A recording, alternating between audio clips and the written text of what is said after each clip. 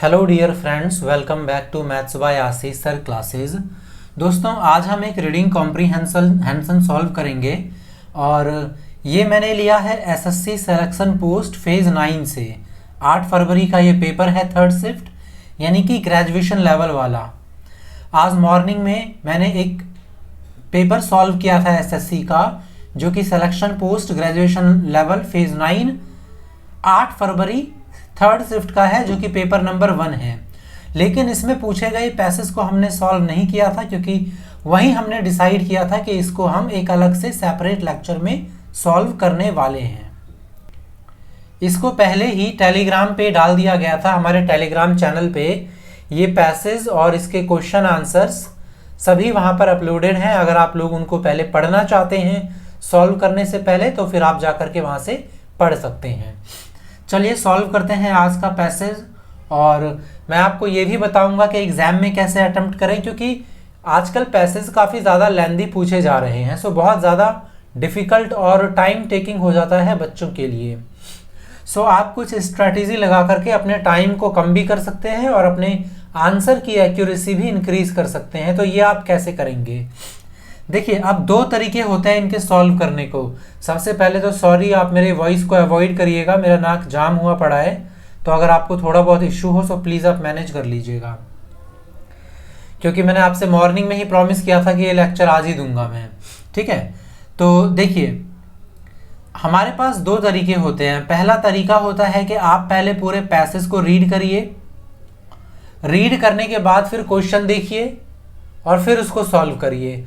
और सेकंड तरीका होता है कि पहले आप क्वेश्चंस को ही रीड कर लें और उसके बाद फिर जाकर के आप पैसेज को रीड करें। सो दोनों ही तरीके से सॉल्व किया जा सकता है। ये डिपेंड करता है कि आपकी प्रैक्टिस कैसे है। कई बच्चे होते हैं जो पहले रीड कर लेते हैं और फिर ऑप्शन पढ़ते हैं, तो वो जल्दी उनसे तब भी हो जाता है आंसर। लेकिन मैं कहूँगा आपसे कि अगर आप अभी भी बिगिनर हैं तो आप ऑप्शन नंबर 2 चूज करें। पहले क्वेश्चंस को पढ़ लें। इससे क्या होता है कि आपको समझ में आ जाता है कि ढूंढना क्या है। 10 लाइन पढ़ेंगे तो आपको उस लाइन पे फोकस, जैसे ही वो लाइन मिलता है जो क्वेश्चन में आपने पढ़ा था, आपका सारा फोकस वहीं चला जाता है, जिससे कि आप काफ़ी समय बचा सकते हैं। अब काफ़ी स्टूडेंट्स हैं जो बोलेंगे नहीं सर, हम पहले रीड करके ही अच्छा कर लेते हैं। देखिए, कई बार एग्जाम में क्या होता है कि कोई स्टोरी टाइप से आपको पैसेज दे देगा, वहाँ पर आप पहले रीड करके कर लेंगे। लेकिन अगर वो कोई स्टोरी ना हो, किसी की बायोग्राफी हो, या कोई पर्टिकुलर कोई इकोनॉमी से रिलेटेड हो, कोई गवर्नमेंट से रिलेटेड हो, तो वहाँ पे ये मुश्किल हो जाता है कि पहले आप रीड करके उतना सारा कंटेंट याद रख पाएँ। सो अब देखिए कितना लंबा पैसेज है, ये पेज, इसके बाद ये पेज, फिर आप यहाँ पर। सो बहुत मुश्किल होता है इतना लेंदी करना। तो बेहतर यही होता है कि आप पहले क्वेश्चन को पढ़ लें। और अगर आपने पहले से ही प्रैक्टिस कर रखी है पहले रीडिंग करके क्वेश्चन करने की, तो मैं कहूँगा अगर आपके पास टाइम है तो थोड़ा थोड़ा चेंज कर लीजिए। कैसे करेंगे देखिए, चलिए स्टार्ट करते हैं कि एग्जाम में आपको क्या करना है। एग्जाम में क्या होता है कि आपके सामने साइड में सारे क्वेश्चंस लिखे ही होते हैं, तो वहाँ भी आपको क्वेश्चंस पे जाने में टाइम नहीं लगता। ऐसा नहीं है कि बहुत ज़्यादा कुछ पेजेस आपको चेंज करने पड़ रहे हैं, यहाँ पे करना पड़ रहा है, एग्जाम में नहीं। सो कैसे करते हैं देखिए, सबसे पहले क्वेश्चन पढ़ लेते हैं। मैं जैसे जैसे क्वेश्चन पढ़ूंगा आप कोशिश करिएगा कि वही मेथड आप भी यूज करें। जैसे पहला question, the problem of floods has recently received attention due to. So हम समझ गए कि पैसेज में कहीं ना कहीं फ्लड्स और उसके प्रॉब्लम्स के बारे में बताएगा। सो अब इसमें पूछ लिया है कि द प्रॉब्लम ऑफ फ्लड्स, ऐसा कौन सा प्रॉब्लम है जिसने रिसेंटली लोगों का अटेंशन अपनी तरफ खींच लिया है। सो अच्छा, अगला क्वेश्चन देख लेते हैं पहले। विच of the following predictions made by certain scientists creates a large threat of floods in India. फिर देखा आपने, फ्लड्स की बात चल रही है। आगे देखिए, विच of the following is a consequences of siltation on river beds. आप बोल रहा है कि रिवर बेड्स पे सिल्टेशन का मतलब उससे क्या रिजल्ट निकल के आया है। सो आपको पता चल गया कि जहां पर भी सिल्टेशन वर्ड मिलेगा वहां आपको आंसर मिलेगा। विच of the following human actions increases the danger of flooding. अब यहाँ पर बात कर रहा है ह्यूमन एक्शन की, कौन सा ह्यूमन एक्शन है जिसकी वजह से फ्लड बढ़ता जा रहा है। और देखिए व्हाट कॉजेज फ्लैश फ्लड, अगला फोकस आपको रखना है फ्लैश फ्लड पे। तो ये कुछ ऐसे जब आप क्वेश्चन पढ़ लेंगे तो आपको आइडिया मिल ही गया कि अब किस प्रकार से मुझे आंसर, क्या क्या आंसर में ढूंढना है। अब आप में से कुछ लोग आर्ग्यूमेंट कर सकते हैं कि सर हमने क्वेश्चन भी तो याद नहीं रखा। अब पांच कई क्वेश्चंस, कई पैसेज में 10 क्वेश्चंस होंगे तो वहां पे हम क्या करेंगे। सो इसका भी आइडिया है, आपके पास रफ पेज तो होता ही है, एग्जामिनर आपको रफ पेज देता है और एक पेन देता है। सो फटाफट कुछ वर्ड्स लिख लेंगे, जैसे कि the problems of floods has recently received attention, मतलब जो भी अटेंशन हुआ है फ्लड्स की तरफ लोगों का क्यों गया है, उसका रीजन बताइए। आप अटेंशन लिख लीजिए। साइंटिस्ट ने कौन सा लार्जर थ्रेट दिया है फ्लड्स इन इंडिया, साइंटिस्ट के हिसाब से क्या होता है जिसके कारण बाढ़ आती है, लिख लीजिए। सिल्टेशन ऑन रिवर बेड्स या फिर सिंपल सिल्टेशन रख लीजिए। ह्यूमन एक्शंस जिसकी वजह से फ्लड बढ़ रहा है, आप ये लिख लीजिए फटाफट। कितना टाइम लगेगा, मुश्किल से 30 सेकंड लगेगा। फ्लैश फ्लड्स लिख लीजिए। बस ये आपका बहुत टाइम बचा देगा आगे जा करके। जैसे आप लोग इस चीज को लिख लीजिए, वीडियो पॉज करके थोड़ा बैक जा करके जो जो टर्म मैंने बताए हैं आप इसको लिख लीजिए पेज पे, और देखिए फिर आंसर ढूंढना कितना आसान हो जाता है। सो पढ़ते हैं sorry. Floods are not new to India and this subcontinent, लेकिन हाल ही के सालों में the problems has received much greater attention, perhaps largely because it has led to much greater damage than in the past. अब यहाँ पे आपने लिखा होगा ना अटेंशन क्यों मिला है आजकल फ्लड्स को। सो आपको आपका आंसर ये पता चल गया कि यहाँ से यहाँ तक होगा। अब अगर पैसेज आप पहले पढ़ते फिर उसके बाद क्वेश्चन देखते तो दोबारा आपको पढ़ना पड़ता, अब आपको नहीं पढ़ना पड़ेगा, इसको आराम से पढ़ लीजिए। Because it has led to much greater damage than in the past, मतलब पहले समय से ज्यादा नुकसान हो रहा है, इसी वजह से जो अटेंशन है वो मिल रही है फ्लड्स को। देखिए इसका answer, the severity of damage caused, the silt deposition, silt की बात तो नहीं कर रहा, the danger of climate change भी नहीं है, सीजनल नेचर नहीं है। क्या है ऑप्शन नंबर 1 कि जो डैमेज है वो बहुत ज्यादा बढ़ने लग गया है पहले से, सीवियरिटी मतलब पहले से भी ज्यादा खतरनाक होता जा रहा है। कितना टाइम बच गया आपका, वरना पूरा पैसेज पढ़ते फिर क्वेश्चन पढ़ते फिर पैसेज पढ़ते। सो मिल गया हमें हमारा आंसर। मतलब यही बोल रहा है ना कि पहले भी बाढ़ आती थी, पहले लोगों का ध्यान नहीं जाता था, क्यों? क्योंकि पहले इतना कुछ नुकसान होता नहीं था, अब डैमेज बढ़ता जा रहा है। बाकी सवालों के जवाब भी आपको आगे मिलेंगे, पढ़ते हैं आगे। हालांकि information on the impending occurrence of floods is now more accurate, हालांकि अब हम ज़्यादा सटीकता से बता सकते हैं कि किस समय और कहाँ पर बाढ़ आएगी। फिर भी उसके बाद भी there is very little time और support infrastructure in place by which damage can be minimised, मतलब फिर भी बहुत ही लिटिल टाइम को आप थोड़ा मत समझ लीजिएगा। लिटिल टाइम का मतलब होता है कुछ भी टाइम नहीं, ए लिटिल का मतलब थोड़ा होता है, आपने पढ़ा होगा एडजेक्टिव में। सो बोल रहा है फिर भी कोई टाइम नहीं होता या सपोर्ट नहीं होता इंफ्रास्ट्रक्चर का कि जिससे कि डैमेज को मिनिमाइज किया जा सके। आगे देखते हैं, this is particularly true in case of flash floods. अब फ्लैश फ्लड्स हो गया तो अब आपको याद होगा कि फ्लैश फ्लड्स का क्या क्वेश्चन था। क्वेश्चन था कि किसके वजह से आजकल फ्लैश फ्लड ज्यादा हो रहे हैं। तो फ्लैश फ्लड आ गया मेरा, मतलब आंसर इसी के आसपास कहीं होना चाहिए। पढ़िए पॉज करके। Resulting from sudden and excessively heavy rain, क्या लिखा है? दिस इज पर्टिकुलरली ट्रू, मतलब जो समय और इंफ्रास्ट्रक्चर की कमी होती है वो पर्टिकुलरली किसमें सत्य साबित होता है? फ्लैश फ्लड में। रिजल्टिंग फ्रॉम का मतलब फ्लैश फ्लड किससे हो रहा है? Sudden and excessive heavy rain, यानी अचानक और बहुत ज्यादा तेज बारिश हो जाती है, उसको फ्लैश फ्लड कहते हैं। सो आपका आंसर मिल गया आपको फ्लैश फ्लड का क्या हुआ, सडन एक्सेसिव डाउनपोर, ये मिल गया मेरे को आंसर ऑप्शन नंबर फर्स्ट। ये शॉर्ट मानसून नहीं होगा। सडन लाइट रेन का मतलब हल्का रेन, ड्रिजल का मतलब तो बूंदाबांदी, डाउनपोर का मतलब होता है मूसलाधार पानी का गिरना। तो इसका आंसर क्या हो गया, ऑप्शन नंबर 1। कितना आसानी से हमको आंसर मिल गया। आगे पढ़ते हैं।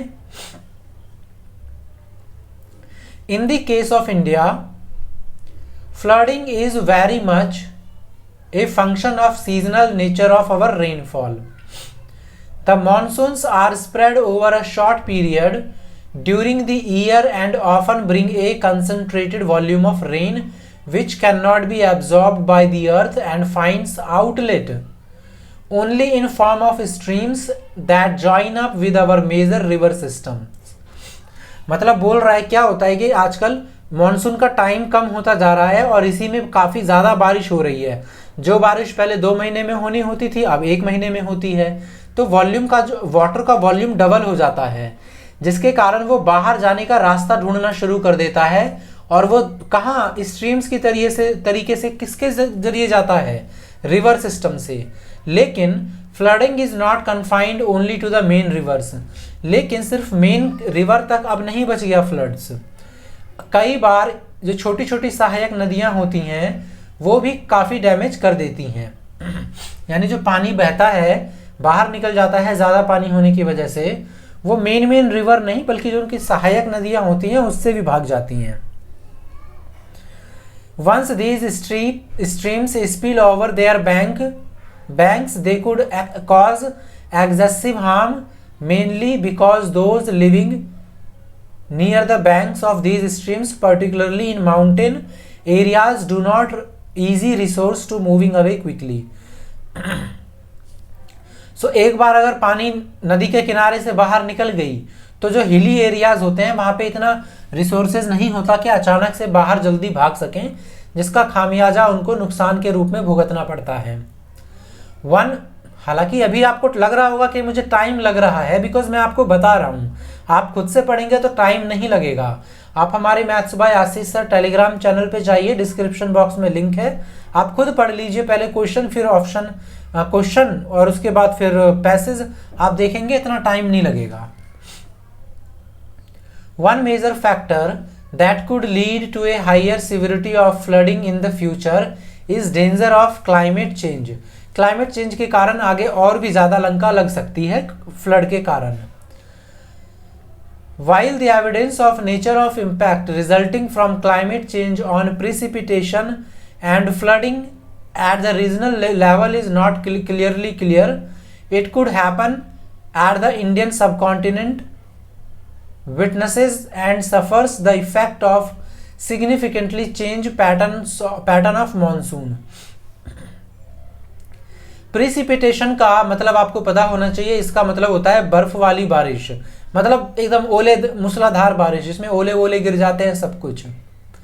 अभी लास्ट वीक हमारे यहाँ पे बारिश हुई थी, इसमें काफ़ी हैवी ओले गिरे थे। हमारे गली के पास एक व्यक्ति के सिर में भी लग गया था, काफ़ी ज़्यादा डैमेज हुआ था। सो आप प्रिसिपिटेशन कह सकते हैं। अच्छा अभी तक हमें तो नहीं मिला ना जहाँ पे आंसर मिल सके हमें, तो मतलब थोड़ा सा बचा है, यहीं पे 3 आंसर मिलना है। तो आप ऐसी अप्रोच भी कर सकते हैं कि फटाफट नेग्लेक्ट करते जाएं, मैं इतना पढ़ रहा हूँ, ज़रूरत नहीं है आपको। आपकी अगर अच्छी रीडिंग है तो आप ये वाली स्ट्रेटेजी भी अपना सकते हैं।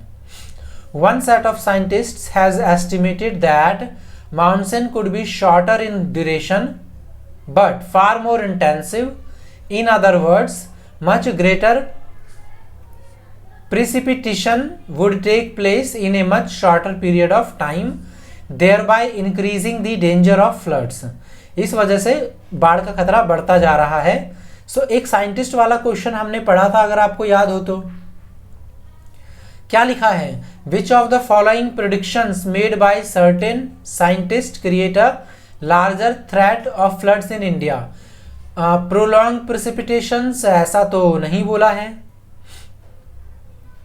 Increase water level in stream, ऐसा भी नहीं बोला है। Heavy monsoon over a short period then usual. So इसका आंसर हो गया ऑप्शन नंबर 3 बोला गया है ना, अभी इसमें हमने देखा था। One set of scientist has estimated that monsoon could be shorten in duration, लेकिन ज्यादा इफेक्टिव, समय कम इफेक्टिव ज्यादा, जिसकी वजह से यह अंदाजा लगाया जा रहा है कि प्रेसिपिटेशन बहुत ज्यादा तगड़ा होगा और ज्यादा नुकसान होगा। मिल गया आंसर। आगे देखते हैं, climate change is the result of human action. अब देखिए हमने ह्यूमन एक्शन से रिलेटेड भी एक क्वेश्चन देखा था कि क्या मानवों के क्या एक्शन है जिसकी वजह से बाढ़ का खतरा बढ़ता जा रहा है। एक क्वेश्चन था,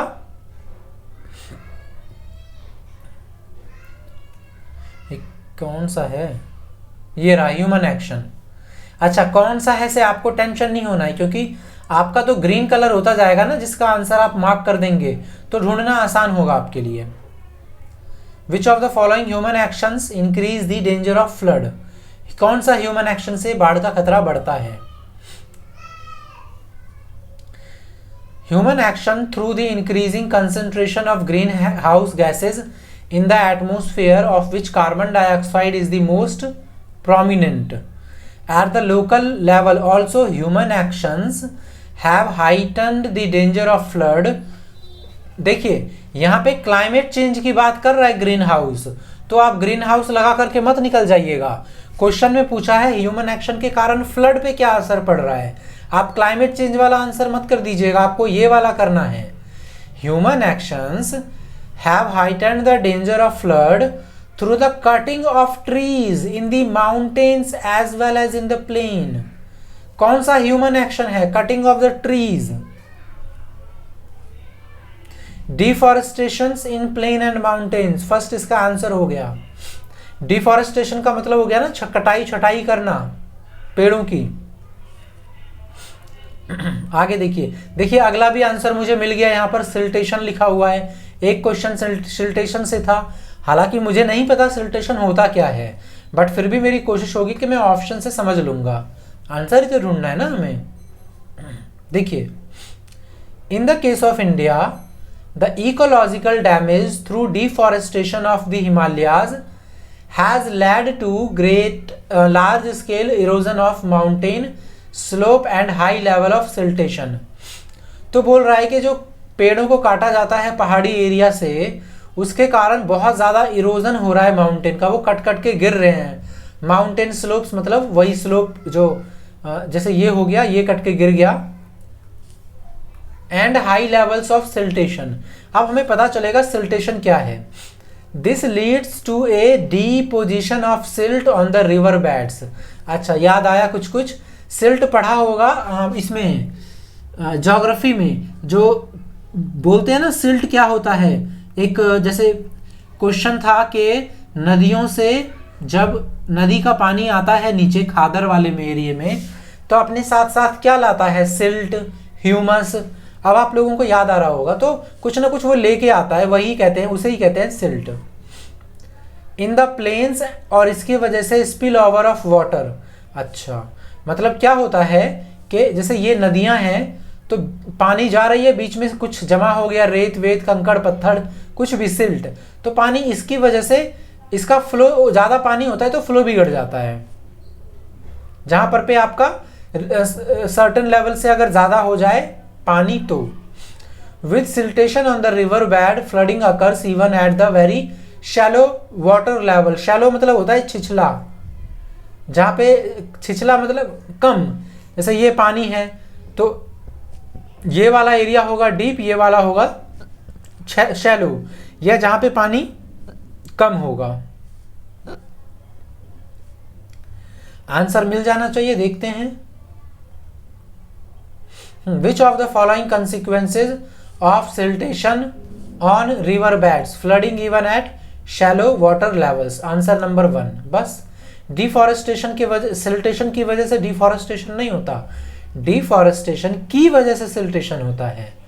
relief from water spill over नहीं, रिलीफ थोड़ी ना मिलता है। इरोजन ऑफ माउंटेन स्लोप्स नहीं, इरोजन की वजह से सिल्टेशन होता है, सिल्टेशन की वजह से इरोजन नहीं होता। तो आंसर हमारा आ गया ऑप्शन नंबर 1।